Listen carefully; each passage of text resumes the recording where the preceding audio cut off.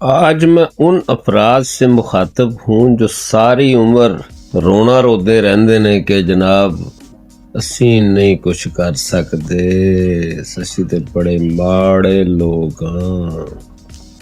वो गल वे भी तुसी माड़े लोग हो, लेकिन तुसी माड़े पैदा होए हो, तुहाडा कोई कसूर नहीं थी। लेकिन अगर तुसी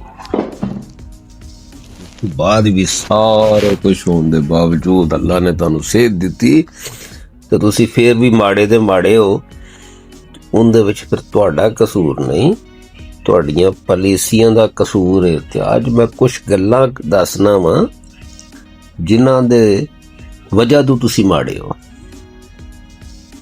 सब तो पहली गल ये वे कि असीं समझीदा भी कोई भी काम करने वास्ते पैसा चाहिए, पैसा चाहिए जी हर काम करने के लिए। अगर यही असूल हो तो फिर तो कोई भी बंदा कहीं से पैसे उधार लेके काम शुरू कर ले और थोड़ी देर के बाद पैसे लुटा जाए और काम उसका चल पड़ा। जबकि ऐसा नहीं है। पैसा इस बात की जमानत नहीं होता कि पैसे से आप कारोबार कर लेंगे और वो काम चल पड़ेगा। उसके लिए आपको कुछ सीखना होगा। सबसे पहले आपको पॉजिटिव होना होगा, मुस्बत। एक गल कड़ दो ज़हन दे विचों पे हाय मैं नाकाम हो गया तो फिर की होएगा। वो तुसी मशवरा ही उन्हां लोकां नाल कर दिओ जिहड़े पहले नाकाम होए हुंदे ने। वो कहंदा ओ ना करी, ओ फलाणे ने भी कीता सी, ओ रह गया सजे।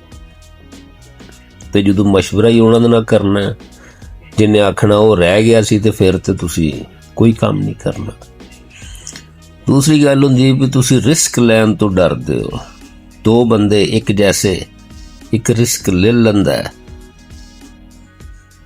खुशहाल हो जाता है, आमदनी च इजाफा हो जाता है। बच्चे होंदे जनाब अच्छे स्कूलों दे पढ़ते ने, गड्डी ले लैंदा है, मोटरसाइकिल रिक्शा जो भी ले लैंदा है।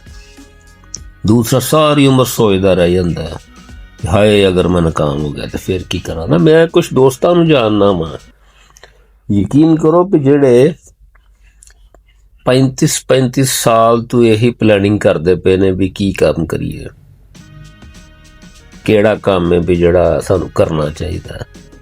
वो दुनिया दे जिन्ने कारोबार ने, एक कारोबार कहलांदे ही इस वजह तो ने भी इन्हां दे विच आमदनी है, सस्टेनेबल ने, अपना खर्चा चुकते ने।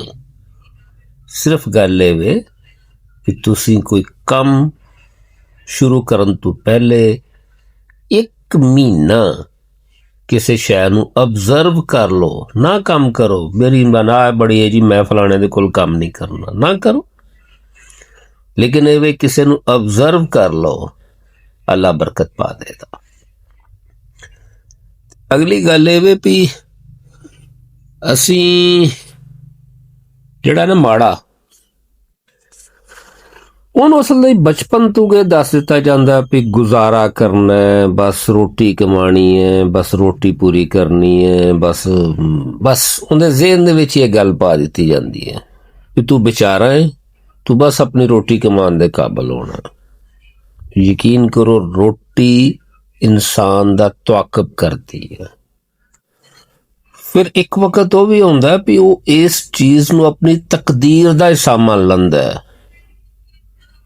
मैं पंजाबी बोलना भी हो सकता तुहानू गल्लां मेरियां समझ ना होण। वो कहंदा यार मेरे मुकद्दर दे विच यार मैं मुकद्दर मेरी किस्मत है जी मैं 1000 रुपया दिहाड़ी कमानी है। वो अपने को समझदा भी मैं बड़ा बड़ा मुसलमान हाँ, मैं कनात पसंद हाँ, जबकि वो एक बीमार मुसलमान हुंदा है। वो समझदा अल्लाह ने मेरे मुकद्दर दे विच चीज़ लिखी है, अल्लाह ने लिखी है जी मैं बस इन्ना ही काम कर सकना वा। जद के गल ये भी जेड़ा बंदा अपनी किस्मत बदलन दा तहैया कर ले, इरादा कर ले, पुख्ता इरादा कर ले, अल्लाह पाक असबाब पैदा फरमा दिंदा है, उनके हालात बदल जाते हैं, अल्लाह के हुक्म ना बदल जाते हैं। सिर्फ तुसी ये काम करना पे अपनी सोच का जाविया बदलना है।